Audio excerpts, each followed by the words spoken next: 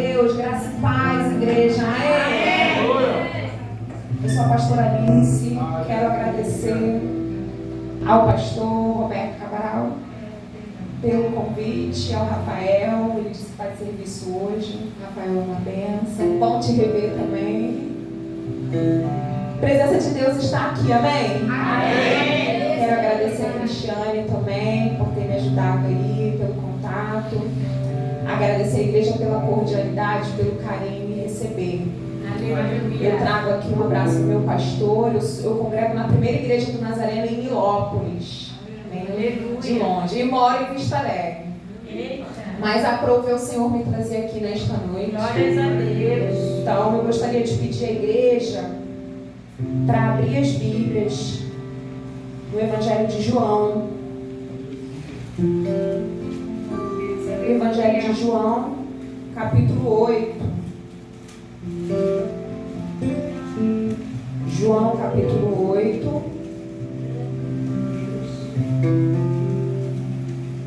Versículo 36. Quem achar, diga amém.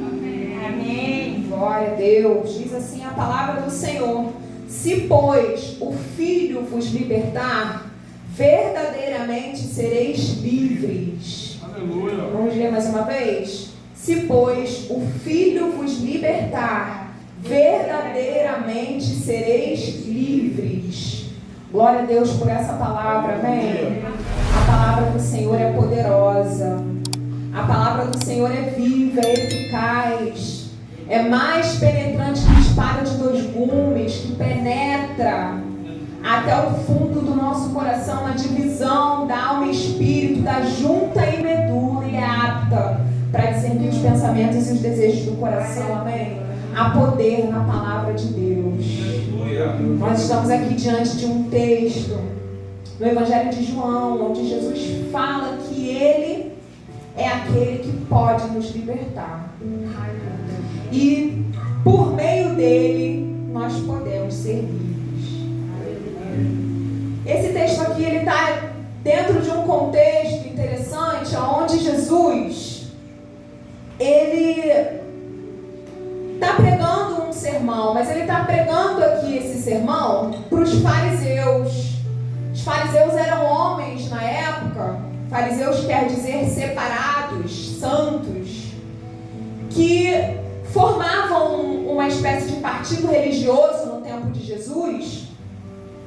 E eles eram os guardiões da lei de Moisés, né? Os guardiões da palavra. Porém, esses fariseus, eles tinham tanta preocupação em guardar a lei, que muitas vezes eles se perdiam de todas as outras coisas importantes. Tamanho era o zelo pela norma da lei, pela letra da lei. E aqueles homens chegaram num nível de religiosidade tão grande, mas tão grande, que eles nem sabiam discernir muito bem ou entender o que era o amor.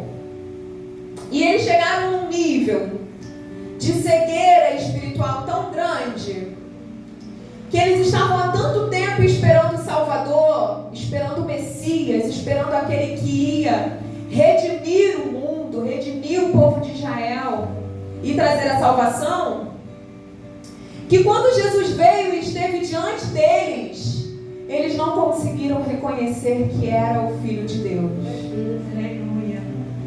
Então aqui dentro desse contexto, a gente vai voltar um pouquinho ali no versículo 12, para entender como se desenrolou esse diálogo, porque foi um diálogo até chegar no versículo que nós acabamos de ler. Jesus ele começou dizendo assim, ele já tinha feito alguns outros sermões ali naquela região. Ele foi muito confrontado. Um pouquinho antes, no capítulo anterior, vai dizer que os seus próprios irmãos não acreditavam nele, aqueles que haviam vivido com ele.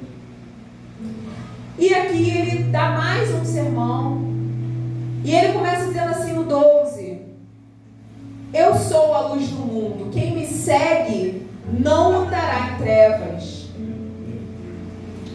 mas terá a luz da vida. E quando Jesus fala isso, a primeira coisa que ele está falando para nós é muito simples. Ele está falando falando sobre discípulos. Quem me segue não andará em trevas. Esse seguir de ser discípulo de Jesus quer dizer a mesma coisa que andar, viver. Então, ser um discípulo é viver com Cristo, é andar segundo a vontade de Cristo, é fazer aquilo que agrada a Cristo, é fazer aquilo que agrada ao Senhor, é viver de acordo com a vontade de Deus. E ele faz aqui um contraste: se vocês são meus discípulos e me seguem, andam em mim, então vocês não andam em trevas.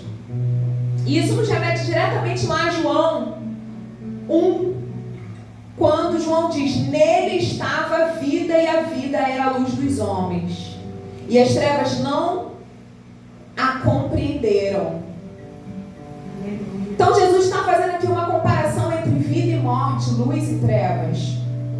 Quando João diz lá no início que Jesus, nele estava a vida, Jesus está querendo dizer que lá na criação, quando Jesus já estava com Deus na criação, ele carregava a vida dentro de si. E somente de dentro dele é que todas as coisas poderiam vir a ter vida. E aqui nessa palavra a gente já começa a pensar e refletir. Somos seguidores de Jesus, somos discípulos de Jesus, andamos de acordo com a vontade de Jesus. Então nós temos vida. Glória. Aleluia. Amém. O mundo, ele traz uma cultura de morte. O mundo, ele traz uma cultura de trevas. Muitas vezes existem pessoas que estão sendo cativas, aprisionadas pelo mundo, aprisionadas pela morte. Existem pessoas que parecem estar vivas, mas não estão. Ou porque não conhecem a Cristo, ou porque conhecem a Cristo, mas em algum momento elas se perderam nessa caminhada e entraram num estado de morte espiritual. E muitas vezes essas pessoas estão ativas, servindo, orando, buscando, louvando, visitando, mas estão mortas espiritualmente. Aleluia. Mas estão cegas espiritualmente. E Jesus diz isso para os fariseus, e os fariseus vão confrontar ele com a seguinte palavra: tu dá testemunho de ti mesmo, então seu testemunho não é verdadeiro. E esse confronto dos fariseus contra Jesus é interessante por duas razões. A palavra testemunho, ou em algumas versões testificar, como é a versão que a gente tem ali na Almeida Corrigida Fiel, tu testifica de ti mesmo, quer dizer, na palavra original do grego bíblico, mártires. No grego é essa palavra, mártires. Então testemunha, ela quer dizer mártir. A testemunha de Cristo é aquela que morre todos os dias por amor de Cristo. É aquela que morre para os seus desejos, para as suas vontades. É aquela que morre para o pecado, que morre para aquilo que está ali nesse mundo, mas que de alguma forma a gente sabe que não é de acordo com a palavra de Deus. Essa é a verdadeira testemunha de Cristo. E é interessante porque quando eles falam para o próprio Jesus, teu testemunho não é verdadeiro, eles estão confrontando o próprio Cristo. Ou seja, não teria muito sentido nisso. E quem são eles para falar em verdade? Então, quando eles trazem esse confronto e falam sobre verdade, Jesus, com toda a inteligência que ele tinha, começa a trazer essa questão de falar sobre verdade. Então, vocês querem falar sobre verdade? Vamos então falar sobre verdade. E aí a gente percebe, nesse pequeno trecho aqui, até o final do capítulo 8, a palavra verdade ou verdadeiro, essas palavras correlacionadas à verdade, elas vão aparecer 19 vezes no texto. 19 vezes no texto. Então Jesus, ele está falando aqui sobre verdade. Nós somos discípulos discípulos de Cristo, amém? Amém. Será que nós temos andado na verdade? Glória a Deus. Será que as nossas atitudes, as nossas palavras, o testemunho que nós temos dado, não só dentro da igreja, mas principalmente lá fora, tem demonstrado a verdade de Cristo? Está alinhada? O nosso testemunho, a nossa vida, está alinhada com a verdade que é a palavra de Cristo? Porque muitas vezes, irmãos, nós conhecemos essa palavra aqui, nós buscamos, nós oramos, nós ensinamos, nós aprendemos, mas na hora de viver é um conflito. Aleluia. Quando nós recebemos uma afronta, muitas vezes nós queremos responder, reagir. A carne vem e muitas vezes nós respondemos na mesma medida, quando a verdade nos diz que não é assim que nós devemos agir. Muitas vezes estamos dentro dos nossos lares, local onde só o Senhor sonda e conhece as nossas realidades, algumas lutas, algumas batalhas que a gente trava. Em muitos casos é só você e Deus dentro da sua casa. E quando nós estamos lá, será que nós temos agido de acordo com a verdade da palavra de Cristo? Será que nós estamos sendo verdadeiros discípulos? E quando Jesus é confrontado com essa palavra, ele responde assim: ainda que eu testifico de mim mesmo, o meu testemunho é verdadeiro, porque sei de onde vim e para onde vou. Mas vós não sabeis de onde vim, nem para onde vou. Sabe o que Jesus quer dizer com isso? O meu testemunho é verdadeiro porque eu sei de onde vim. Eu vim do Pai.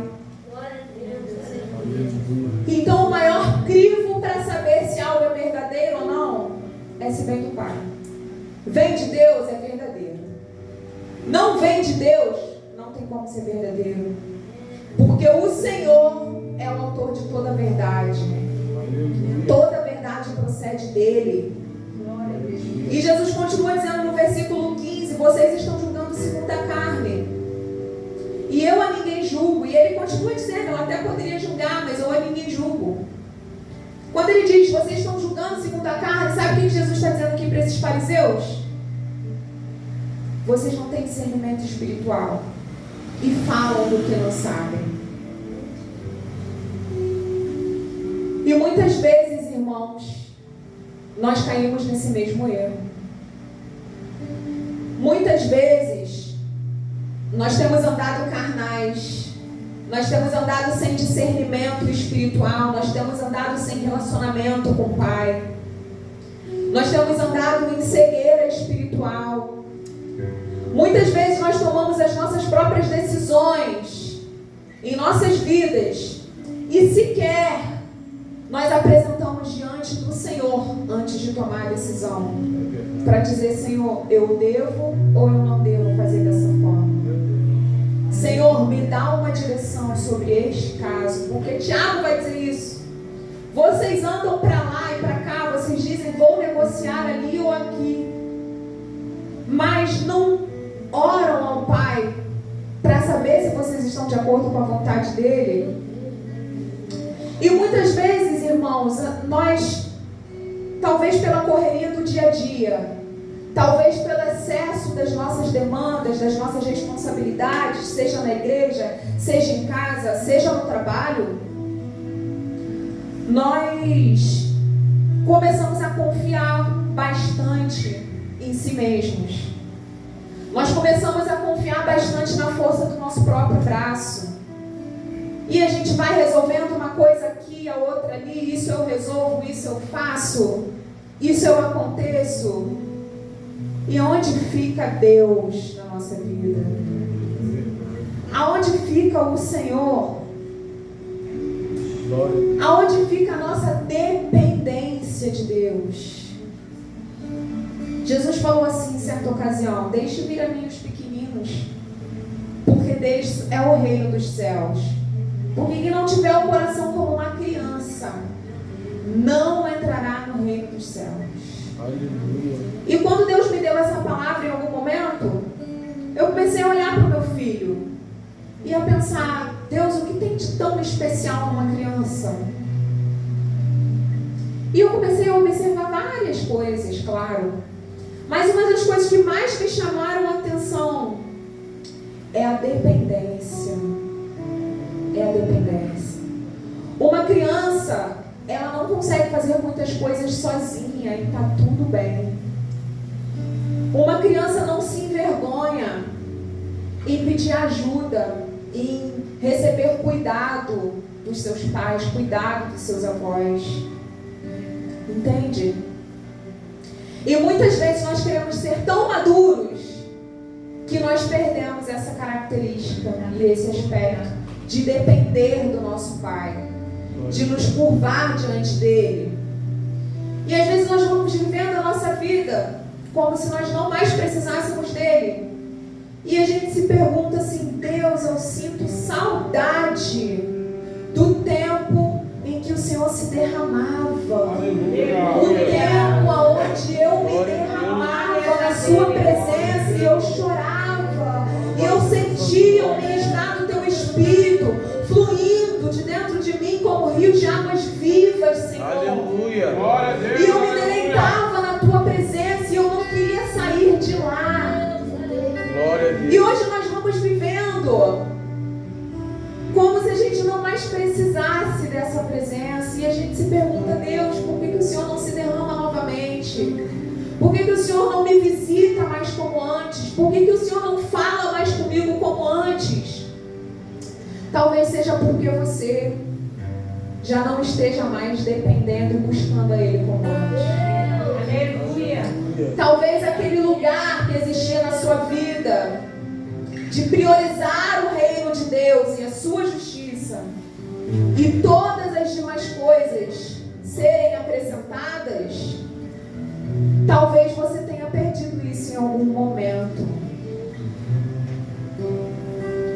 E a palavra do Senhor diz: humilhai-vos diante da potente mão do Senhor. Aleluia. Glória a Deus. Porque Deus, Ele resiste aos soberbos, mas Ele exalta os humildes. Aleluia. Porque Deus não resiste a um coração quebrantado. Aleluia. Há quanto tempo nós não choramos na presença de Deus? A palavra do Senhor diz: entra no teu quarto, fecha a tua porta, fala com teu pai em secreto, e o teu pai que te ouve em secreto te recompensará. Glória a Deus. É verdade. Há quanto tempo talvez nós não entramos na porta do nosso quarto, fechamos a porta e derramamos as nossas lágrimas diante do Senhor? Em alguns momentos da nossa vida nos sobrevêm dores tão grandes, lutas tão grandes, dificuldades, tribulações. E sem perceber, nós procuramos um e outro. Nós procuramos o pastor, nós procuramos a irmã da intercessão, nós procuramos um amigo ou amiga do trabalho e nós não apresentamos ao nosso Pai em oração. Aleluia. Nós não procuramos derramar as nossas lágrimas diante daquele que pode resolver o nosso problema. E diante disso, Jesus ele continua falando com aqueles fariseus e ele vai dizer no versículo 19: Jesus respondeu: não me conheceis a mim, nem ao meu Pai. Será que nós temos conhecido a Jesus? Porque somente conhecendo a Jesus é que nós vamos ter discernimento espiritual. É que nós vamos ter entendimento da verdade, entendimento espiritual e muitas vezes respostas para nossas próprias vidas. Talvez você esteja buscando uma resposta há tanto tempo. E se você se aproximar um pouquinho mais, buscar a palavra um pouquinho mais, jejuar um pouquinho mais, orar um pouquinho mais, prostrar um pouquinho mais, Aleluia. o Senhor vai abrir os seus olhos. Aleluia. E Ele vai trazer a luz que você precisa. Glória a O Deus. problema que você precisa resolver, Ele vai trazer a solução. Aleluia. E no versículo 21 ele continua aquele diálogo, ele diz: eu me retiro e vocês vão me buscar.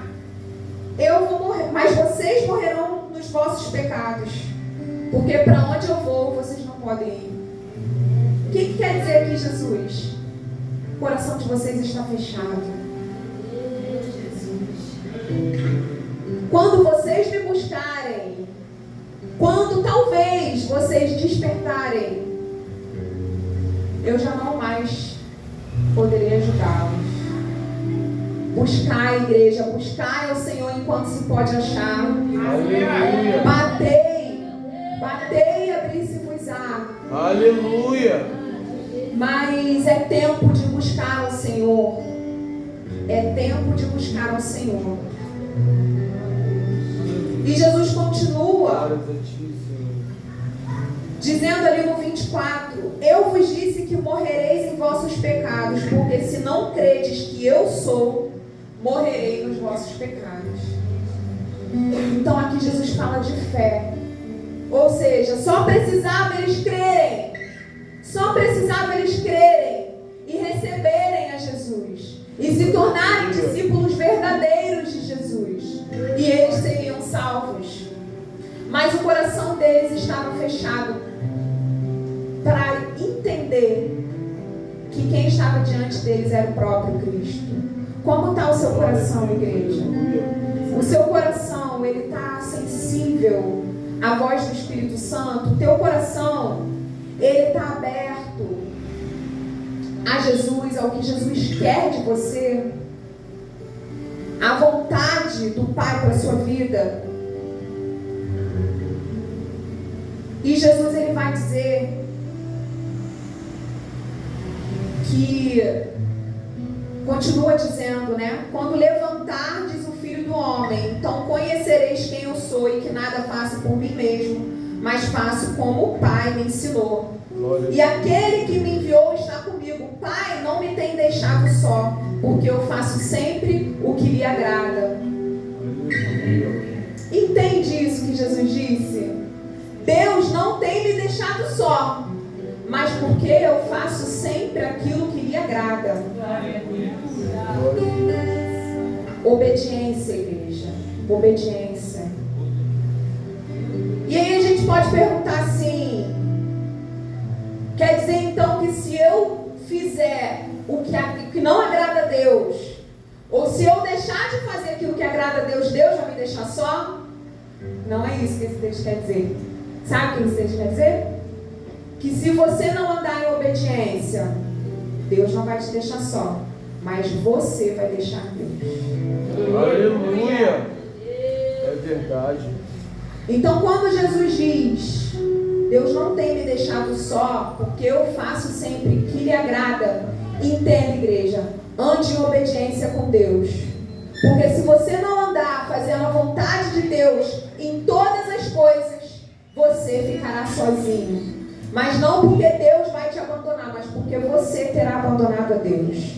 Porque aqui a palavra do Senhor diz que o verdadeiro discípulo é aquele que anda de acordo com a palavra. E a palavra é a verdade, obediência. Deus está nos chamando a obediência nessa noite. Talvez Deus esteja nos dando algumas ordens que nós temos negligenciado. Ah, Senhor, depois eu faço. Moisés, ele tinha uma ordem de circuncidar o seu filho. Para a lei do povo de Israel, a circuncisão tinha um prazo, irmãos. Tinha um dia certo, após o nascimento da criança, quando se cumprirem aqueles dias, tinha que fazer a circuncisão. Moisés não fez. E a palavra do Senhor vai dizer que Deus foi se encontrar com ele no caminho para matá-lo. E a esposa dele, apavorada, disse: louco, por que não cumpriste a vontade de Deus? Aleluia. Então existem coisas, irmãos, irmãos, que Deus nos manda fazer e é para fazer no agora. Glórias ao Senhor. É para fazer no agora. Porque muitas vezes nós temos mais facilidade em fazer a vontade do homem do que em fazer a vontade de Deus. Se o nosso chefe pede algo para nós, a gente vai fazer na hora. Se ele falar assim, é para hoje, aí mesmo é que a gente vai fazer. Não é verdade? E muitas vezes o Senhor nos manda. E nós vamos deixando para Deus. Aleluia. Louvado seja teu santo nome, Senhor. E aí Jesus continua dizendo: se vós permanecerdes na minha palavra, verdadeiramente sereis meus discípulos verdadeiros. Aleluia. Ou seja, quando Jesus diz isso aqui no 31, ele está querendo dizer assim: vocês verdadeiramente serão meus discípulos se permanecerdes na minha palavra. Sabe o que isso quer dizer? Que existem pessoas que pensam que são discípulos e não são. E existem pessoas que se fazem de discípulos sem serem. Existem os discípulos verdadeiros e existem aqueles que não são discípulos, mas que parecem discípulos. E Jesus diz: nos últimos tempos virão muitos em meu nome, e se possível for, enganaria até os escolhidos. Então, como nesse texto aqui Jesus está falando o tempo todo sobre verdade, ele diz isso: olha, sede discípulo verdadeiro. Não brinca de ser crente não, igreja. Meu Deus, glória a Deus. O mundo espiritual é real. E muitas vezes existem situações que nos sobrevêm porque nós não estamos posicionados. Meu Deus. Porque a autoridade do discípulo de Cristo, o poder que o Senhor nos concedeu para expulsar demônios, para curar os enfermos, para pisar na cabeça da serpente, para rechaçar todo principado e potestade, irmãos, ele está condicionado a uma vida de santidade, a uma vida verdadeira de acordo com a palavra.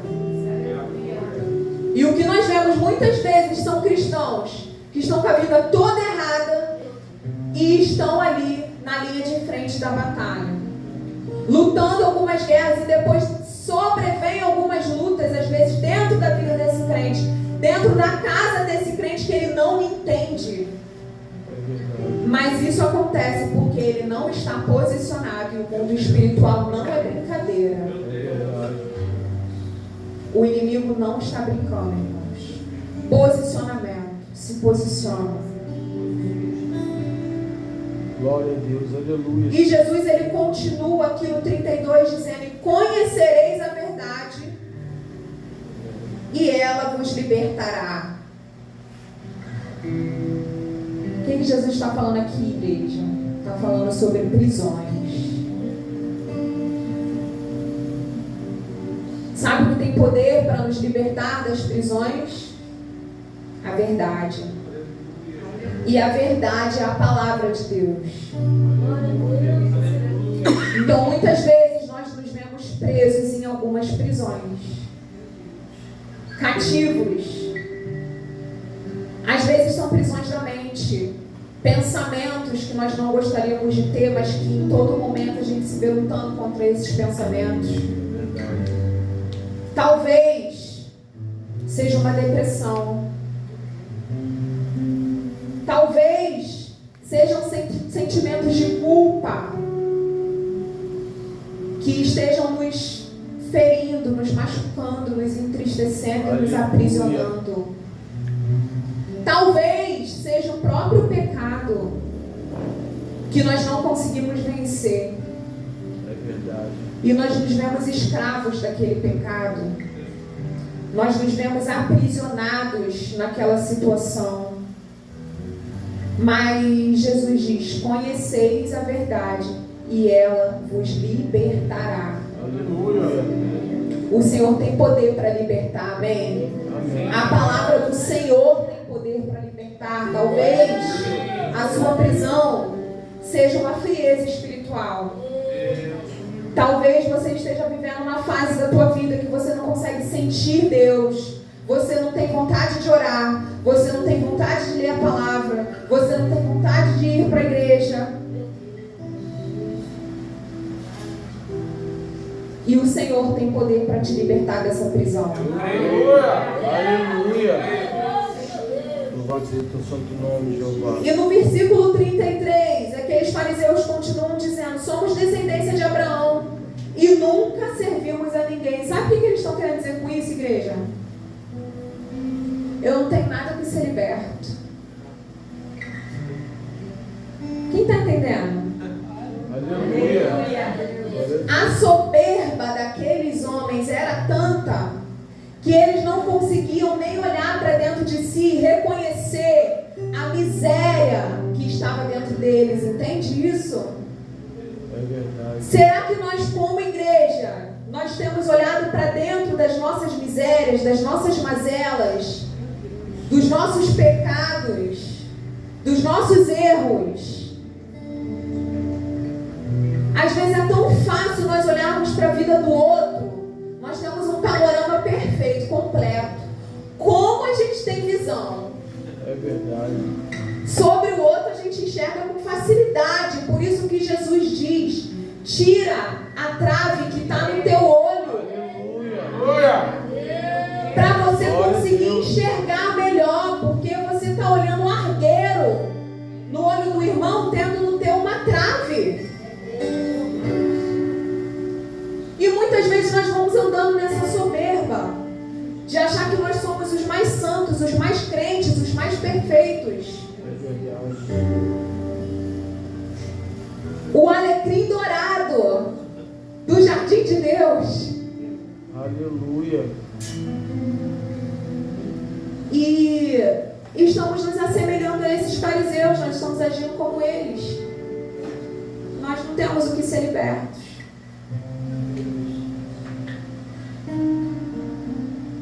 E como eles seriam libertos e alcançados pelo Messias que estava diante deles, se eles não quisessem abrir o coração para reconhecer o poder desse Messias para salvá-los e libertá-los?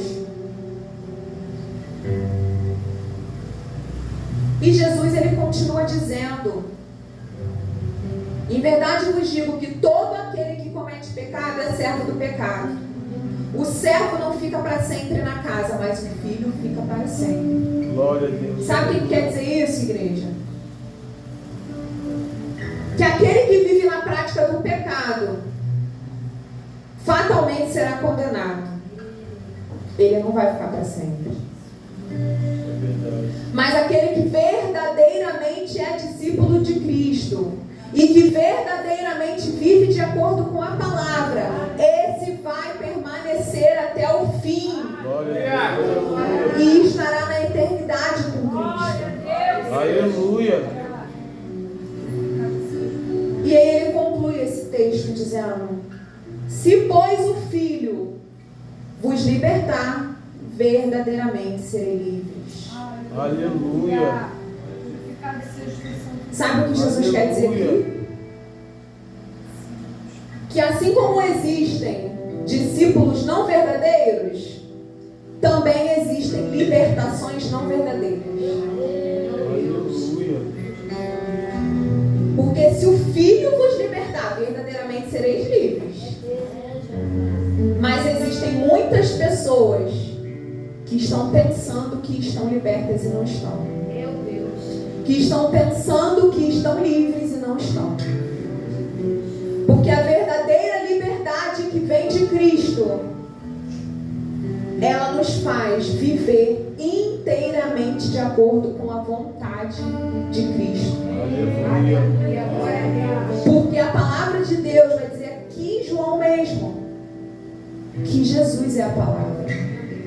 No princípio era o verbo, e o verbo estava com Deus, e o verbo era Deus.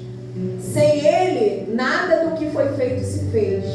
Aleluia. A vida estava nele, e ele era a luz dos homens, e as trevas não a compreenderam,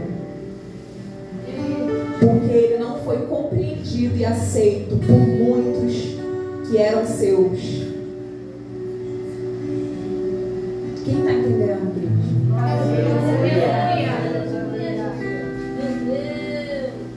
Então existem muitas pessoas que vão colocando a sua esperança em várias coisas que não são o verdadeiro Cristo. Existem pessoas que acham que encontraram a sua verdadeira liberdade e elas estão colocando o seu coração em coisas, em pessoas, em situações que estão virando deuses nas suas vidas. É verdade. Mas na verdade elas continuam aprisionadas. Porque uma vida verdadeiramente liberta é uma vida que inteiramente glorifica a Cristo. Desde a hora que você acordar, desde a hora que você ir dormir, a sua vida vai ser uma intensa ação de graças a Jesus. Aleluia. Você vai exalar o bom perfume de Cristo. Você vai iluminar as vidas por onde você passar. Você vai desejar a palavra do Senhor. Você vai buscar o Senhor. E o Senhor, Ele vai fluir, como o próprio Jesus falou aqui um pouquinho antes desse texto que nós lemos. Aquele que crê em mim receberá o Espírito. O Espírito fluirá de dentro dele, como rios de água viva no seu ventre a jorrar. Glória a Deus. Glória a Deus. Sabe o que nós precisamos? Nós precisamos de humildade, de fé. E o Senhor Jesus, Ele pode fazer a obra nas nossas vidas. Eu gostaria de pedir que a igreja fique de pé.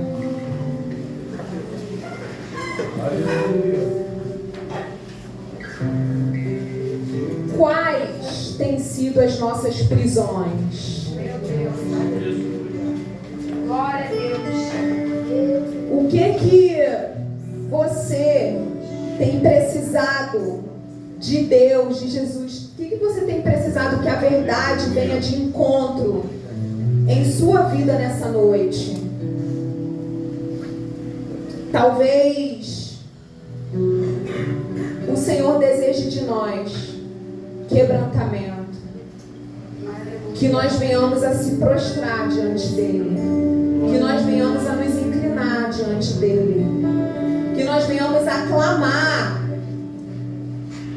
o seu poder. Existe um louvor que diz assim: ah, se você rasgar os céus apenas mais uma vez,